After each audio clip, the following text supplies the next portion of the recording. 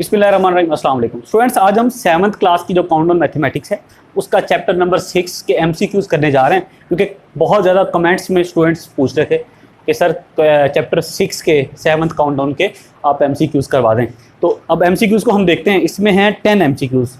हाँ, 10 एमसीक्यूज हैं। तो ये मैं आपको समझाता हूँ कि क्या कह रहा है और उसका क्या आंसर है प्रॉपरली। ठीक है, वीडियो को आगे कंटिन्यू करने से पहले अगर आपने चैनल को सब्सक्राइब नहीं किया, इसको प्लीज़ सब्सक्राइब करें, वीडियो को लाइक कीजिएगा, दूसरों के साथ भी शेयर कीजिएगा और कमेंट्स में नीचे ज़रूर बताइएगा कि वीडियो आपको कैसी लगी। अब स्टार्ट करते हैं इसको। पहला एमसीक्यू है, if a ratio b is equals to, पहला एमसीक्यू हम करते हैं, a ratio b equals to 3:5 और इसके अलावा बी रेशियो सी वो है 5:6। फाइंड क्या करना है, a ratio B ratio c. ये पहला एमसीक्यू है, आसान है यार। देखो, अगर आप लिखो a ratio B ratio c, ये फाइंड करना है ना। ए रेशियो बी क्या है 3:5, बी रेशियो सी क्या है 5:6। यूं ही है जी। अब देखें, ये भी 5 है, ये भी 5 है, कलेक्टिव लिख सकते हैं 3:5:6। ये आपके पास A ratio B ratio C आ गया। तो क्या ये ऑप्शन दिया हुआ है? अगर ये सर जैसे ये 3:5 है, ये 5:6 है, दोनों में बी सेम आ गया, तो हमने इसको कलेक्टिवली यूं लिख दिया कि ए और बी के दरमियान रेशियो ये है 3 और 5, बी और सी के दरमियान रेशियो है 5 और 6, तो इन दोनों के दरमियान 3, 5 और इनके दरमियान 5 और 6। अगर ये दोनों सेम ना होते फिर हम इनको सेम करते। अगर कहीं ऐसा कोई क्वेश्चन आएगा तो फिर मैं वो आपको बता दूंगा, समझा दूंगा। अभी तक के लिए इतना ही काफ़ी है। अच्छा, अब ये पहला एमसीक्यू सर हमारा हो गया। अब इसका ऑप्शन सर कहाँ दिया हुआ है? पहले में जो ए ऑप्शन है 3:5:6, तो इसका आंसर क्या होगा? ए पार्ट। ठीक है, ए वाला जो है ना ऑप्शन, वो करेक्ट होगा इस एमसीक्यू में। सेकंड देखते हैं, अब हम कर रहे हैं सेकंड वाला MCQ. If ₹75,000 are divided among a b c, amount कितनी डिवाइड करनी है? 75,000। और किसमें? ए बी और सी में, ए रेशियो बी और रेशियो सी। रेशियो क्या है? 5, 4 और 6, ये रेशियो है। इस रेशियो का सम ले लें। सम ऑफ रेशियो क्या होगा? सम ऑफ रेशियो, SOR का मतलब सम ऑफ रेशियो, 5 + 4 + 6, 6 + 4 10 + 5 15। रेशियो का सम आ गया 15। ए का शेयर कैसे निकलेगा सर? ए की रेशियो का क्या है? 5 अपॉन जो टोटल रेशियो का सम है वो मल्टीप्लाई बाय जितनी अमाउंट है जो डिवाइड करनी है।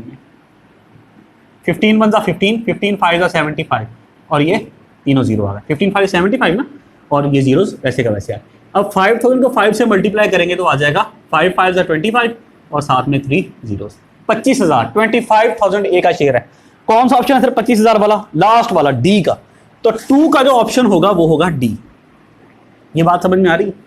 एमसीक्यू से यार मैं थोड़ा सा स्पीड से कर रहा हूँ, जल्दी ना, क्योंकि ये क्वेश्चन तो है नहीं कि एक क्वेश्चन पे हम इतना टाइम लगाएं। एमसीक्यूज हैं, आई होप ये आपको समझ भी आएगा, पीछे पूरा चैप्टर आपने किया है, कॉन्सेप्ट आपके पास होगा भी। अच्छा, अब थर्ड वाला जो एमसीक्यू है ना, उसमें कह रहा है how much distance does a train cover. एक ट्रेन है, वो कह रहा है कि ये कितना डिस्टेंस कवर करेगी 1/2, 1.5 घंटे में कितना वो डिस्टेंस कवर करेगी when travelling at a speed of 80 km/h। अच्छा, उसकी स्पीड करंटली कितनी है सर? 80 km/h, मतलब 1 घंटे में 80 किलोमीटर। तो डेढ़ में कितना होगा सर? इसको मल्टीप्लाई कर लें 1/2 से। 1/2 को अगर आप कन्वर्ट करें तो ये बन जाएगा 2 × 1 = 2 + 1 3/2। तो मल्टीप्लाई 3/2 कर लें, 2 × 1 = 2, यहाँ 40 बच गया। 40 को 3 से मल्टीप्लाई करेंगे तो आंसर आएगा 120। मतलब अगर 1 घंटे में 80 कवर करती है तो 1.5 घंटे में क्या करेगी? 120 किलोमीटर डिस्टेंस कवर करेगी। 120 ऑप्शन है जी सर, सी। तो थर्ड वाले का ऑप्शन कौन सा करेक्ट है? सी। क्लियर हुई बात? फोर्थ वाले पे आते हैं। फोर्थ वाले में कह रहा है what type of variation is represented by the following when more time is allocated या allotted the number of workers required is less. देखो, डायरेक्ट रिलेशन क्या होता है, इनवर्स रिलेशन क्या होता है? अगर एक चीज के बढ़ने से, एक वेरिएबल के बढ़ने से दूसरा कम हो तो हम कहेंगे दोनों में रिलेशन क्या है? इनवर्स। और अगर दोनों ही या इंक्रीज हो या डिक्रीज हो, अगर एक बढ़ा तो दूसरा भी बढ़ा, एक कम हुआ दूसरा भी कम हुआ, तो ये डायरेक्ट रिलेशन है। दोनों में कौन सा रिलेशन होगा? डायरेक्ट। और अगर एक के बढ़ने से दूसरा कम हो जाए या एक के कम होने से दूसरा बढ़ जाए तो वो रिलेशन कौन सा होगा? इनवर्स। अब यहां क्या कह रहा है फोर्थ में कि what type of variation is represented by the following, कि when more time is allotted, जब ज्यादा टाइम आप अलॉट कर दें तो वर्कर्स कम चाहिए होंगे। देखिए कोई काम हो रहा है, कोई प्रोजेक्ट बन रहा है, अब क्या होगा, आपने कहा कि ये काम जो है ना, ये प्रोजेक्ट जो है वो मुझे 5 दिन में कंप्लीट कर दे। कितने में? 5 दिन में। तो आपने उसको करने के लिए समझ लें कि 20 वर्कर लगा दिए, लेट्स सपोज 20 वर्कर लगा दिए। अब जो है ना, जिसने घर बना रहा है वो कह रहा है कि यार नहीं 5 नहीं, ऐसा करो इसको 1 महीने में कंप्लीट करो। कहाँ 5 दिन में कंप्लीट करना था, 20 वर्कर चाहिए थे। अब अगर वो 1 महीने में कंप्लीट करना चाह रहा है 5 दिन की बजाय 6 टाइम ज्यादा, तो अब ज्यादा वर्कर चाहिए होंगे उस काम को कंप्लीट करने के लिए, कम वर्कर चाहिए होंगे, ऑब्वियसली कम चाहिए होंगे। इतना टाइम मिल गया हमें, तो अगर इतना ज्यादा टाइम मिल गया उसको कंप्लीट करने के लिए तो कम वर्कर लगाएंगे उस प्रोजेक्ट को कंप्लीट करने के लिए, क्योंकि हमारे पास अब टाइम ज्यादा है। तो अब 20 वर्कर नहीं चाहिए होंगे, लेट्स सपोज हमें अब 4 चाहिए होंगे, 3 चाहिए होंगे, 5 6 चाहिए होंगे। तो टाइम बढ़ गया तो नंबर ऑफ वर्कर्स जो उस पे प्रोजेक्ट पे लगे थे वो कम हो गए। एक चीज बढ़ गई, दूसरी कम हो गई। टाइम ज्यादा हुआ तो नंबर ऑफ वर्कर्स लेस हो गए। तो एक बढ़ा दूसरा कम हुआ, रिलेशन कौन सा होगा? इनवर्स। तो फोर्थ वाले में आंसर क्या होगा? इनवर्स होगा, कि दोनों के दरमियान जो रिलेशन है वेरिएशन में वो इनवर्स है। तो ए पार्ट हो गया फोर्थ का आंसर, ठीक है, क्योंकि टाइम बढ़ रहा है और फिर जिसके नतीजे में वर्कर्स कम हो रहे हैं। एक चीज बढ़ रही दूसरी कम हो रही, ठीक है भाई, ये बढ़ गया तो ये कम हो गया, तो रिलेशन कौन सा हो गया? Inverse, a part. अच्छा, फिफ्थ में आते हैं, 5वें में, which of the following varies inversely with the number of items bought. देखिए अगर आप कोई चीज खरीदते हैं ना, लेट्स सपोज दुकानदार के पास आप गए, शॉपकीपर के पास, आपने कहा मुझे ये आइटम चाहिए, उसने कहा ये है 1000 रुपये का। आपने कहा मुझे ये एक आइटम नहीं चाहिए, मुझे चाहिए ये 50 आइटम। उसने कहा अच्छा इतने ज़्यादा बल्क लेने, चलिए आप ऐसा कर लें, ये मुझे ना आपके लिए फिर एक आइटम अगर 50 चाहिए तो 950 के हिसाब से लग जाएगा। अगला ग्राहक आया, नेक्स्ट कस्टमर, उसने कहा मुझे ये 50 नहीं चाहिए, ये आप 1000 का कह रहे थे ना वैसे एक आइटम, तो मुझे ये लेट्स सपोज 400 आइटम चाहिए। उसने कहा अच्छा इतनी ज़्यादा चाहिए, तो फिर मैं आपको 920 रुपये का 920 का लगा दूंगा। जैसे जैसे उसकी क्वांटिटी इंक्रीज हो रही है उसके प्राइस कम हो रहे हैं, तो दोनों में रिलेशन कौन सा हुआ? इनवर्स, एक बढ़ा दूसरा कम हुआ। अच्छा, अब वो कह रहा है which of the following varies inversely with the numbers of item bought, कि जैसे जैसे नंबर्स बढ़ेंगे, अगर कोई आप आइटम खरीद रहे हैं, आइटम बॉट जैसे आइटम आप खरीद रहे हैं, जैसे जैसे वो ज्यादा आइटम खरीदते जाएंगे तो इनमें से ऐसी कौन सी चीज है जो वेरीज इनवर्सली, जो इसके उलट जिसका रिलेशन होगा, मतलब कि अगर वो आइटम बढ़ रहे हैं तो वो चीज कम होती जाएगी। सर ए है प्राइस पेड, भाई जैसे जैसे आप आइटम खरीदते जाएंगे ज़्यादा, तो भाई अगर एक आइटम पे आपको 1000 देने पड़े हैं, 2 पे आपको अगर 50 खरीद रहे हैं और वो आपको 950 के हिसाब से लग गए, तो आपको भाई ठीक ठाक को 45,000 46,000 की अमाउंट, 46,000 की अमाउंट पे करनी पड़ेगी ना। तो जो ओवरऑल प्राइस पेड हैं, जो सम है ऑल प्राइसेस का, तो वो तो ज़्यादा ही होगा ना। अगर आपके आइटम बढ़े तो जो प्राइस सबका 50 आइटम्स का मिला के है वो तो ज्यादा ही होगा ना। अच्छा, अब आगे चलते हैं, बी पार्ट है प्राइस ऑफ ईच आइटम। देखें जैसे जैसे हम उसकी बढ़ाते जा रहे हैं क्वांटिटी, तो एक आइटम जो हमें पहले 1000 का पड़ रहा था वो 950 का पड़ना शुरू हो गया, और बढ़ा दी वो 920 का ईच आइटम के प्राइस। तो जैसे जैसे हम नंबर ऑफ आइटम्स बॉट बढ़ाते जाएंगे तो प्राइस ऑफ ईच आइटम कम हो जाएगा, ठीक है। आपको मेरा ख्याल जो ए वाला था और बी वाला उसमें डिफरेंस पता चल गया कि प्राइस पेड हम 950 के हिसाब से अगर लगाएंगे तो 50 आइटम्स अगर हम खरीद रहे हैं तो कितना आएगा हमारा, लेट्स सपोज वो आएगा सर 47,500। अगर हमने एक आइटम खरीदेंगे तो वो आएगा 1000 का। अगर हम 50 खरीदेंगे तो वो आएंगे, क्योंकि हमें सस्ता पड़ गया ज़्यादा खरीदने की वजह से, तो वो हमें मिला 47,500 का। अगर एक एक करके खरीदते तो 50 आइटम 50,000 के ही पड़ते। लेकिन अब क्या हुआ, अब हमने बल्क में खरीदा, ज़्यादा नंबर ऑफ आइटम्स बहुत ज़्यादा हो गए तो सस्ता मिल गया हमें, तो हमें मिला 47,500 का। इट मीन्स कि जो प्राइस पेड है, जैसे आपके आइटम्स बढ़ गए तो आपके प्राइस पेड भी बढ़ गए। बट बी, ये ए वाला ऑप्शन था ना कि प्राइस पेड बढ़ेंगे, लेकिन अगर हम देखें जो बी वाला ऑप्शन है उसमें क्या कह रहा है, उसमें कह रहा है कि अगर आप जैसे 1 था तो 50 आए, और अगर आप यही 400 आइटम्स खरीदेंगे तो फिर आपको 920 के हिसाब से, उसने कहा 920 के हिसाब से मैं आपको दे दूंगा। ठीक है, 400 जीरो जा जीरो, 400 2 जा 800, जीरो आ गया 80 कैरी, 400 9 जा 3600 प्लस 80 3680, गालिबन ऐसा होगा। तो कितना आया 368000। मैंने जरा कम बड़ी फिगर ले ली इसलिए थोड़ा कॉम्प्लेक्स हो गया। अच्छा देखें, ये आपको यहां आपको ईच आइटम पड़ा 1000 रुपए का, यहां आपको ईच आइटम पड़ा 950 का, यहां आपको ईच आइटम पड़ा 920 का। देखें जैसे जैसे आप क्वांटिटी बढ़ाते जा रहे हैं, प्राइस ऑफ ईच प्रोडक्ट, ठीक है क्या लिखा हुआ है, प्राइस ऑफ ईच आइटम, वो कम होता जा रहा है। तो नंबर ऑफ आइटम बॉट के बढ़ने से जो चीज कम होगी, जो इनवर्स है उसके, वो है प्राइस ऑफ ईच प्रोडक्ट या ईच आइटम। ये बात समझ में आई है? आई होप ये समझ में आ गया। तो बी वाला ऑप्शन पांचवें का, मैंने यार इस एमसीक्यू पे काफी खपत की है, आई होप के बाद आपको समझ में आ गया। अगर नहीं भी समझ में आई तो कोई बात नहीं, खैर है। अच्छा बहुत बहुत समझा दिया। पांचवें का ऑप्शन जो है वो बी होगा, ठीक है, कि प्राइस ऑफ ईच आइटम, क्योंकि सी वाला लॉयल्टी है, लॉयल्टी पॉइंट्स है, और डी वाला ऑल ऑफ द अबव है, वो नहीं हो सकते। ठीक है, अच्छा अब ये हमारे 1 से लेकर 5 तक हो चुके एमसीक्यूज, देख लीजिए गौर से। अच्छा अब हम नेक्स्ट वाला जो 6 वाला है वो करते हैं। अब देखें, अगर 52 मेन हैं और कोई चीज है, कोई भी प्रोविजन है, उनके लिए वो 3 डेज तक सफिशिएंट है। अगर आदमी कम हो जाएंगे तो वही प्रोविजन ज्यादा दिन तक होगी ना। आदमी कम हो गए, जैसे अब मैं आपको समझाने के लिए सिर्फ कह रहा हूँ, प्रोविजन को छोड़े, कि अगर कोई ऐसी है किसी जगह पे वर्कर्स के लिए खाना पड़ा हुआ है, ठीक है, 52 बंदे हैं, उनके लिए वो खाना 3 दिन चलेगा। अगर बंदे हो जाएं 39, बंदे कम हो गए तो खाना 3 दिन चलेगा, उससे कम चलेगा? नहीं सर, उससे ज्यादा चलेगा।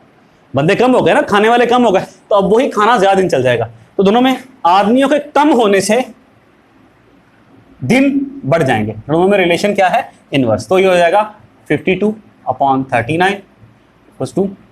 ये अब क्योंकि इनवर्स रिलेशन है तो ये 3/x नहीं, x/3 हो जाएगा। क्लियर हुआ? अच्छा अब इसको हम क्रॉस मल्टीप्लाई कर लेते हैं।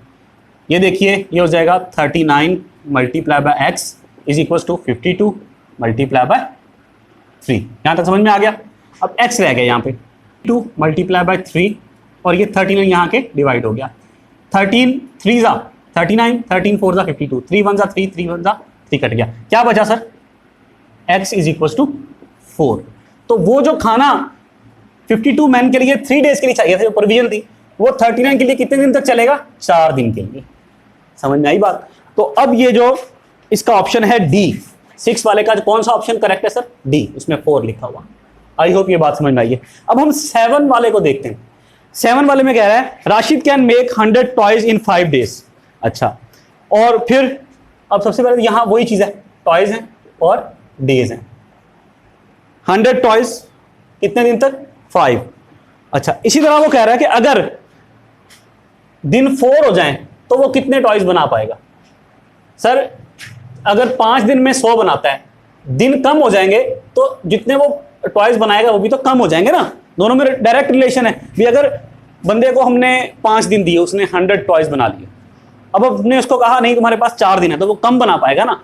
दिन कम होने से जो नंबर ऑफ मैन्युफैक्चरिंग आइटम्स भी कम होगा, तो दोनों में डायरेक्ट रिलेशन है। अच्छा, अब इसी तरह फिर हम क्या करेंगे, 100/x = 5/4। दोनों में डायरेक्ट रिलेशन है तो इसको हमने उलट नहीं किया, 5/4 वैसे का वैसे लिखा। अब देखिए क्रॉस मल्टीप्लाई कर लेते हैं।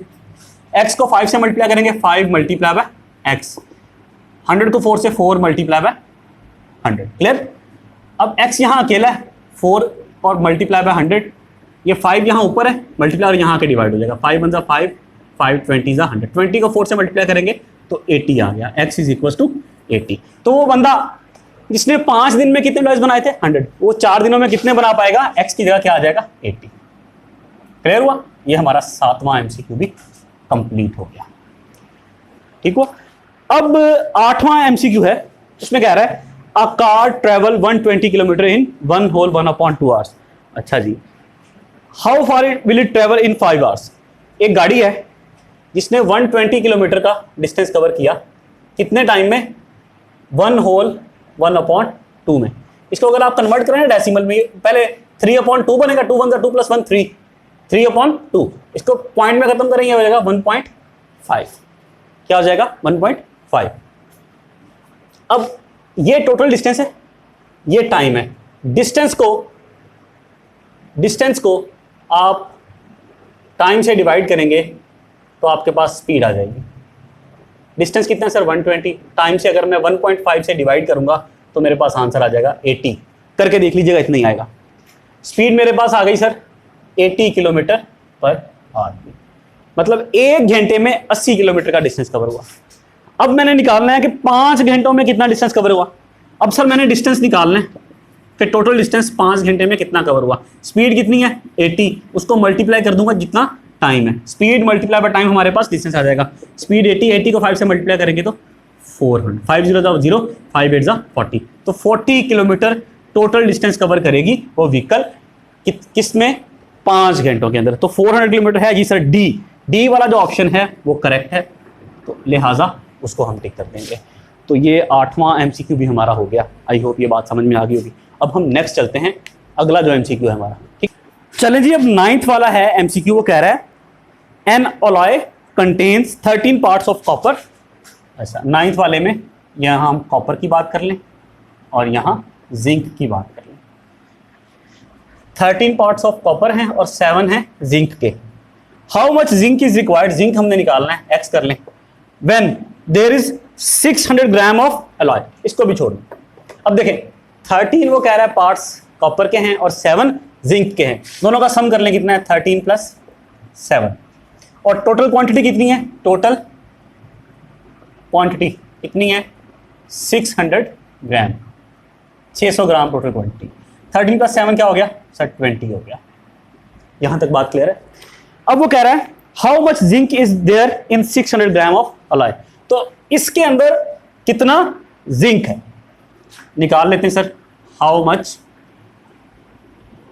जिंक, कैसे निकलेगा सर? जिंक की रेशियो क्या है? 7 अपॉन टोटल रेशियो कितनी, मतलब उसका सम, जो दोनों का सम है पार्ट का, वो है 20 मल्टीप्लाई बाय 600। 0 से 0 कट गया, 2 1 जा और ये 2 3 जा, 30 बच गया। 30 को 7 से मल्टीप्लाई करेंगे 210, 210 ग्राम। मतलब सर जो टोटल 600 ग्राम है ना, उसमें 210 ग्राम क्या है? जिंक है। 210 ग्राम कहीं दिया हुआ? हाँ सर, पार्ट डी। तो पार्ट नंबर जो डी है, डी, वो हमारा आंसर है, ऑप्शन है। लास्ट वाला करते हैं सर 10।